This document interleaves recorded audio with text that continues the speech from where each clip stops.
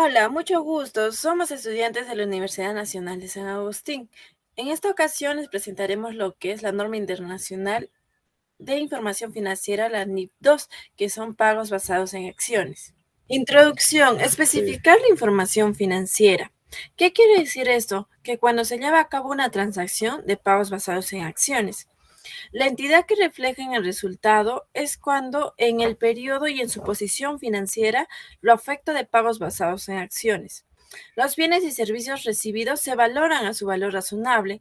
Los bienes se reconocen cuando se los obtiene y los servicios a lo largo del periodo en que son recibidos. Y su valor razonable es en la fecha de concesión de los instrumentos de patrimonio emitidos. Transacciones con pagos basados en acciones liquidadas mediante instrumentos de patrimonio. Tendríamos dos partes que serían aspectos generales y transacciones que se reciben servicios. En aspectos generales, el correspondiente incremento en el patrimonio. Este aumenta directamente el valor razonable de los bienes o servicios recibidos, a menos que dicho valor razonable no pueda ser estimado con fiabilidad. Si este no puede ser estimado con fiabilidad, los bienes o servicios recibidos por el valor razonable mediría su valor y aumentaría en el patrimonio de forma indirecta, por referencia al valor razonable de los instrumentos de patrimonio concedidos. En transacción a los que se reciben servicios, si los instrumentos de patrimonio concedidos se consolidan inmediatamente a la contraparte, no estaría obligada a completar un determinado periodo de servicios antes de que éste adquiera incondicionalmente el derecho sobre estos instrumentos de patrimonio, ya que si se consolidan inmediatamente, la contraparte no estaría obligada a completar un determinado periodo de servicio antes de que adquiera incondicionalmente el derecho sobre estos instrumentos de patrimonio. Si estos no pasarían a ser revocables hasta que la contraparte complete un determinado periodo de servicios, la entidad supondría que el servicio que la contraparte va a presentar durante el periodo necesario. Un ejemplo sería si un empleado se le concede opciones sobre acciones, la entidad presumiría que los servicios que va a presentar el empleado como contrapartida de las opciones sobre acciones se recibirían en el futuro a lo largo de los 3 años del periodo necesario para la irrevocabilidad de la concesión. Transacciones medidas por referencias al valor razonable de los instrumentos de patrimonio concedidos. Para este tipo de transacciones se mide el valor razonable. Se consideran los plazos y condiciones de las fechas de medición. En el caso de que el precio de mercado no estuviese disponible, una entidad estima el precio del valor razonable. Utiliza las técnicas de valoración estimando un precio en esa misma fecha de medición. En esto, las partes interesadas y las bien informadas deben de estar conscientes de los métodos de valoración generalmente aceptados. Ya. Un claro ejemplo de esto sería que una empresa X va a hacer una transacción con 250 acciones en una fecha establecida y se estima que el valor de las acciones va a ser de 45 unidades monetarias. Nos daría un total de 11.250. Eso sería nuestra transacción de estimación. Modificaciones en los plazos y condiciones de concepción de los incrementos de patrimonio, incluyendo las cancelaciones y liquidaciones. Las entidades podrán modificar los plazos y condiciones siempre y cuando los instrumentos de patrimonio fueran concedidos. La entidad también reconoce los servicios medidos por su valor razonable en las fechas de concepción, a menos que no cumplan con las necesidades, modificando los plazos y condiciones en los instrumentos de patrimonio que fueron otorgados, creando una cancelación o también una liquidación referente. Si se cancela esto, se contabilizaría la cancelación como una liquidación, reconociéndola inmediatamente. La transacción con pagos basados en acciones liquidadas en efectivo nos dice que a través de una revalorización, la entidad medirá los bienes o servicios adquiridos, así como el pasivo, hasta que este mismo sea liquidado. Si no se liquida, la empresa seguirá midiendo el valor razonable del pasivo en cada fecha sobre la que se informe.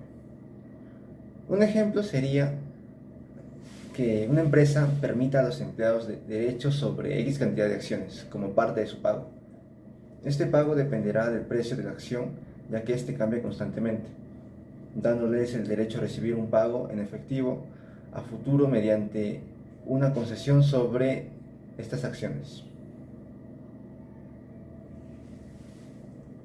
Una transacción con pagos basados en acciones que se liquidan en efectivo podría estar condicionada al cumplimiento de determinadas condiciones para la irrevocabilidad de la concesión, tales como que la entidad alcanzará un crecimiento específico en sus beneficios o un determinado incremento en el precio de sus acciones.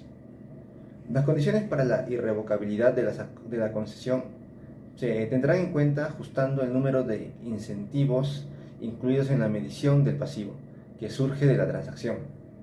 Otra condición es que la entidad reconocerá un importe por los bienes o servicios recibidos durante el periodo hasta la irrevocabilidad de la concesión. Como resultado de las ya mencionadas condiciones, el importe acumulado finalmente reconocido por causa de los bienes o servicios recibidos como contraprestación es igual al efectivo a pagar.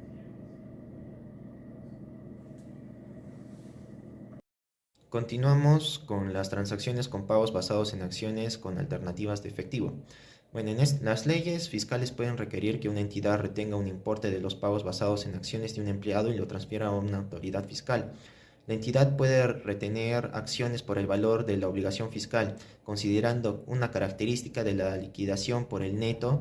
La transacción se clasifica como pagos basados en acciones que se liquidan con instrumentos de patrimonio, salvo que si no tuvieran esa característica.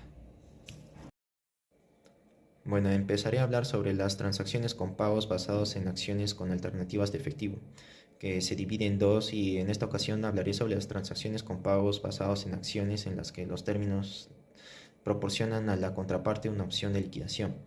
En sí, la entidad da opción a la contraparte para elegir entre recibir efectivo o instrumentos de patrimonio. Se considera un instrumento financiero compuesto con componentes de deuda y patrimonio. El valor del componente de patrimonio se calcula como la diferencia entre el valor razonable de los bienes y servicios recibidos y el componente de deuda. La entidad contabilizará por separado los bienes y servicios recibidos por cada componente. Ya bueno, con respecto a la siguiente parte sobre las transacciones con pagos basados en acciones en las que los términos proporcionan a la entidad una opción de liquidación. En una transacción con pagos basados en acciones que ofrece la opción de liquidar en efectivo o con instrumentos de patrimonio, la entidad analizará si tiene una obligación presente de liquidar en efectivo. Si hay una obligación presente de liquidar en efectivo, la transacción se contabiliza siguiendo los requerimientos para pagos en efectivo. Si no existe tal obligación, la entidad sigue los requerimientos para pagos en instrumentos de patrimonio.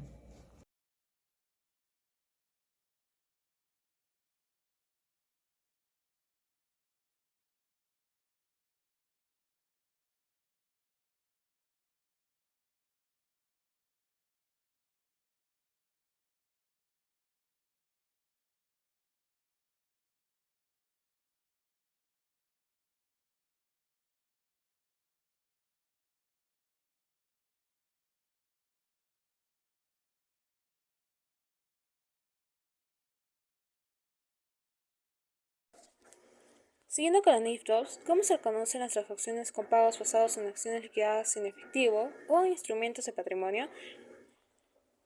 Estas transacciones se refieren a aquellas a las que la entidad o proveedor de bienes o servicios tiene la opción de elegir la forma de pago entre el efectivo con base en el precio de la acción de la entidad o en acciones de la entidad por emitir. Al respecto de la NIF2, en el párrafo 4 nos señala que las transacciones con pagos basados en acciones en las que los términos de acuerdo proporcionan a la entidad o a la contraparte las acciones que la entidad liquide en la transacción efectivo o en los activos y entre la emisión de instrumentos de patrimonio o la entidad realiza esta transacción o sus componentes como una transacción con pagos basados en acciones que se va a liquidar en efectivo si y en la medida en que la entidad hubiese incurrido en un pasivo de liquidar en efectivo u otros activos o como una transacción de pagos basados en acciones que se va a liquidar con instrumentos de patrimonio siempre y en la medida en que no hayan incurrido al pasivo.